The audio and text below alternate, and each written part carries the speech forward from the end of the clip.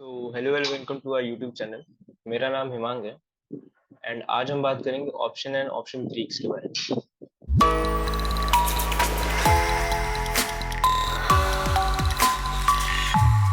तो ये जो वीडियो है वो थोड़ा एडवांस ट्रेडर्स के लिए है जिनको ऑप्शंस के बारे में पता है एंड वो ट्रेड करते हैं। उनको ऑप्शंस के बेसिक्स के बारे में पता है, बट जो ऑप्शन ग्रीक्स है वही ऑप्शन ट्रेडिंग के बेसिक्स है। तो शुरू करते हैं। तो सबसे पहले आ जाता है कि ऑप्शंस क्या होते हैं। Options are financial derivatives that give buyers the right but not the obligation to buy or sell an underlying asset. Then we have call option and put option. तो कॉल ऑप्शन क्या होता है? जब हमें लगता है कि मार्केट बढ़ेगा या किसी चीज की प्राइस बढ़ेगी या पॉइंट्स बढ़ेंगे तो हम कॉल ऑप्शन में ट्रेड करते हैं। एंड पुट ऑप्शन में जब हमें लगता है मार्केट गिरेगा या प्राइस गिरेगी तो हम पुट ऑप्शन में ट्रेड करते हैं। कॉल ऑप्शन में भी हमारे पास बाय और सेल का ऑप्शन होता है, पुट में भी बाय और सेल का ऑप्शन होता है। तो या तो हम इनमें से किसी एक में ट्रेड करते हैं या तो हम दोनों में भी कर सकते हैं एक साथ। वो डिफरेंट स्ट्रेटेजीज होती हैं। Then we have manyness of an option point. अगर हम कॉल की बात करें, ये हमारा कॉल आ रहा है, तो कॉल में सबसे पहले हमारा आता है एट द मनी। तो एट द मनी में जैसे यहाँ पे लिखा है कि निफ्टी 18,200 है, तो अभी एट द मोमेंट 18,180 या समथिंग कुछ होगा। तो हमारा राउंड फिगर में एट द मनी ये है कि अभी हमारा प्राइस क्या चल रहा है या अभी हमारा पॉइंट्स क्या है। और फिर आता है ITM in the money. In the money में ये हो गया कि जैसे ये 18,200 है तो ये इससे कम है तो ये इन द मनी, और जितना कम होता जाएगा उतना वो इन द मनी है। एंड अगर वो बहुत कम है तो वो डीप इन द मनी बोलते हैं उसे। एंड ये होता है OTM, out of the money.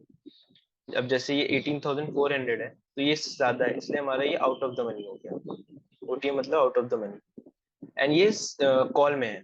अगर पुट में होता तो एटीएम हमारा यही रहता कि एट द मोमेंट हमारा ये चल रहा है पॉइंट्स, बट अगर उससे कम होता तो ये ओटीएम हो जाता एंड ये आईटीएम हो जाता। क्यों? क्योंकि पुट में वी वांट कि मार्केट गिरे, तो एकदम उल्टा काम करे। ये एनएससी का डेरिवेटिव ऑप्शन चार्ट है, स्क्रीनशॉट है उसका। तो जैसे ये देखिए, ये कॉल ऑप्शन है एंड ये पुट ऑप्शन, एंड ये स्ट्राइक प्राइस चल रहे हैं, स्ट्राइक जो चल रहा है। तो ये 18,300 है। तो अभी जैसे करंटली हमारा 18,280 समथिंग था, तो उसका राउंड फिगर में चलता है एटीएम हमारा 18,300 है, और ये 50-50 की डिफरेंस में है। तो ये था ऑप्शंस। तो अब हम बात करेंगे ऑप्शन ग्रीक्स के बारे में। तो सबसे पहले आता है theta.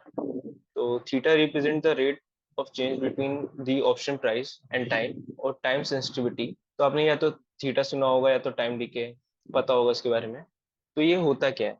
Basically it favours sellers and as soon as an option is purchase, एक क्लॉक शुरू हो जाती है जिसमें प्रीमियम की वैल्यू डिक्रीज होना शुरू हो जाती है एंड वो एक्सपायरी के दिन जीरो हो जाती है।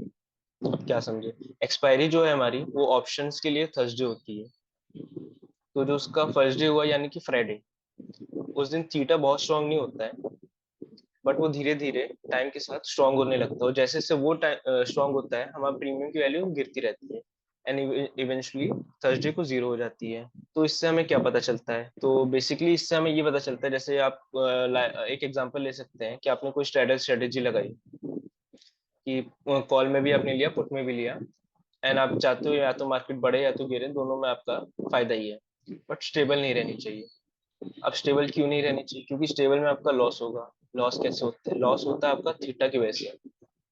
अब सपोज आपने, आपका प्रीमियम है 100 रुपीज, ठीक है, फ्राइडे को, एंड उस दिन मार्केट स्टेबल रह गई, ना बढ़ी ना कम हुई, एंड आपने सोचा कोई बात नहीं अभी नहीं है, बढ़ेगी, तो आप वेट करते हो। मंडे को आप जाते हो, वो देखते हो प्रीमियम 80 हो चुका है। अब वो जो 20 प्राइस डिफरेंस है वो into number of lots into lot size, तो वो काफी बड़ा डिफरेंस हो जाता है। अब जो नए ट्रेडर्स है उनको समझ में नहीं आता है कि ये क्या हुआ, मेरा तो अभी मार्केट हिला भी नहीं, कैसे कम हो गया। तो वो थीटा के बेस से हुआ, जो 20 डिफरेंस हुआ वो थीटा के बेस से हुआ। तो जैसे यहाँ पे है, अ theta of -0.5 indicates the option premium will lose -0.5 points for every day that passed by.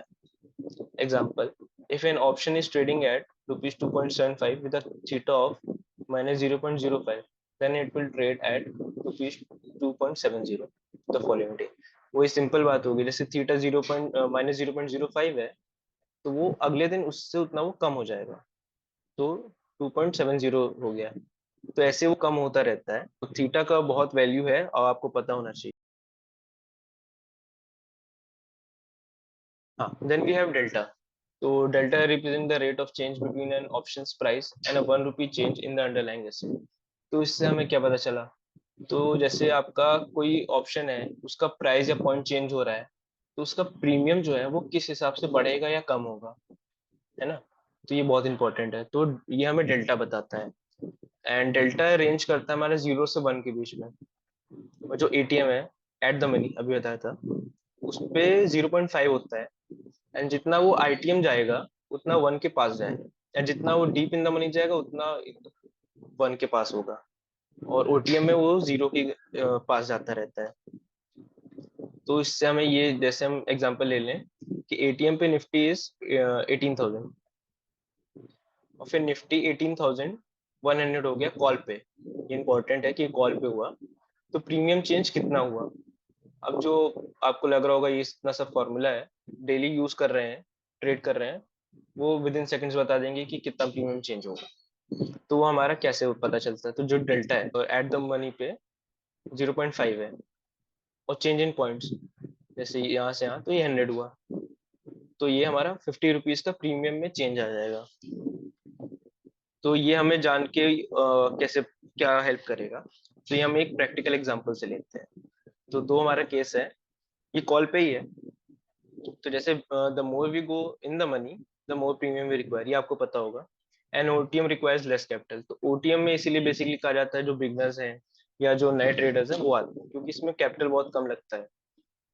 तो एग्जांपल समझते हैं, जैसे यहाँ पे प्रीमियम है 1,000 रुपए, और डेल्टा अप्रोक्स 1 है, क्योंकि उतना डीप इन द मनी है, तो उतना ही 1 के पास जाएगा। और पॉइंट चेंज जैसे हमने ले लिया 100, और lot size 50, number of lots is 10।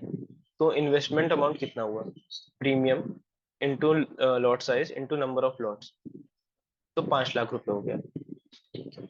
तो न्यू प्रीमियम, एंड जो अभी बताया same formula, delta into change in points, delta is approx 1, तो 1 into change in point is 100, तो ये 100 हुआ, प्लस जो हमारा ओरिजिनल प्रीमियम था 1,000, तो नया प्रीमियम हमारा हो गया 1100।